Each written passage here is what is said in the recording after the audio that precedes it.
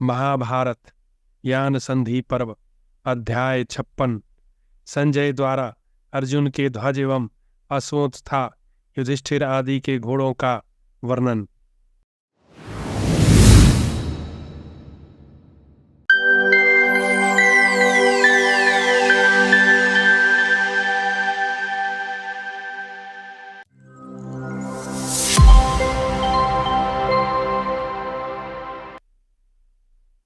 दुर्योधन ने पूछा, संजय यह तो बताओ, 7 अच्छहनी सेना पाकर राजाओं सहित कुंती पुत्र युधिष्ठिर युद्ध की इच्छा से अब कौन सा कार्य करना चाहते हैं? संजय ने कहा, राजन, युधिष्ठिर युद्ध की अभिलाषा लेकर मन ही मन अत्यंत प्रसन्न हो रहे हैं। भीमसेन अर्जुन तथा दोनों भाई नकुल सहदेव ही भयभीत नहीं हैं। कुंती कुमार अर्जुन ने तो अस्त्र प्रयोग संबंधी मंत्र की परीक्षा के लिए अपने दिव्य रथ की प्रभा से संपूर्ण दिशाओं को प्रकाशित करते हुए उसे जोत रखा था।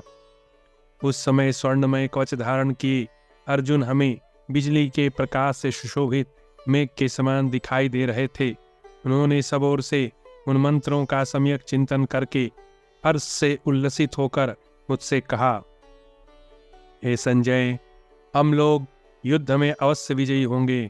उस विजय का पूर्व चिन्ह अभी से प्रकट हो रहा है। तुम भी देख लो। राजन, अर्जुन ने मुझसे जैसा कहा था वैसा ही मैं भी समझता हूँ। दुर्योधन बोला, संजय, तुम तो जुए में हारे हुए कुंती पुत्रों का अभिनंदन करते हुए उनकी प्रशंसा करने लगे। बताओ तो सही, अर्जुन के रथ में कैसे घोड़े हैं, कैसे ध्वज है? संजय ने कहा, प्रजानाथ विश्वकर्मा त्वष्टा तथा प्रजापति ने इंद्र के साथ मिलकर अर्जुन के रथ की ध्वजा में अनेक प्रकार के रूपों की रचना की है। उन तीनों ने देव माया के द्वारा उस ध्वज में छोटी बड़ी अनेक प्रकार की बहुमूल्य एवं दिव्य मूर्तियों का निर्माण किया है। भीमसेन के अनुरोध की रक्षा के लिए पवन नंदन हनुमान जी उस ध्वजा में युद्ध के समय अपने स्वरूप में स्थापित करेंगे। उस ध्वज ने 1 योजन तक संपूर्ण दिशाओं तथा अगल बगल एवं ऊपर के अवकाश को व्याप्त कर रखा था। विश्वकर्मा ने ऐसी माया रच रखी है कि वह ध्वज वृक्षों से आवृत अथवा अवरुद्ध होने पर भी कहीं अटकता नहीं है। जैसे आकाश में बहुरंगा इंद्रधनुष प्रकाशित होता है और यह समझ में नहीं आता कि वह क्या है, ठीक ऐसी ही विश्वकर्मा का बनाया हुआ वह रंग बिरंगा ध्वज है।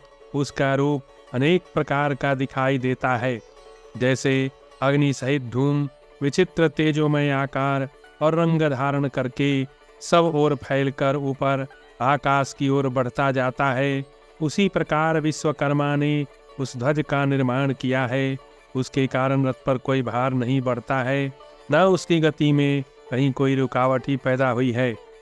अर्जुन के उस रथ में वायु के समान वेगशाली दिव्या एवं उत्तम जाति के श्वेत अश्व जुते हुए हैं, जिन्हें गंधर्वराज चित्रनथ ने दिया था।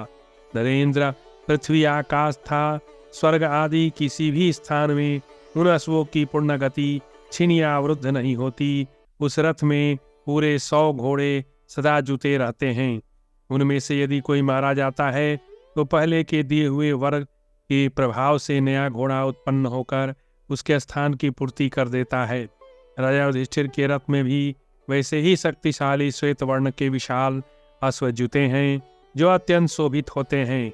भीमसेन के घोड़ों का रंग रीछ के समान काला है। वे उनके रथ में जोते जाने पर वायु के समान तीव्र वेग से चलते हैं। अर्जुन ने प्रसन्न होकर अपने छोटे भाई सहदेव को जो अश्व प्रदान किए थे, जिनके संपूर्ण अंग विचित्र रंग के हैं और पृष्ठभाग भी तीतर पक्षी के समान चितकबरे प्रतीत होते हैं, तथा जो वीर भाई अर्जुन के अपने अश्वों की अपेक्षा भी उत्कृष्ट हैं, ऐसे सुंदर अश्व बड़ी प्रसन्नता के साथ सहदेव के रथ का भार वहन करते हैं।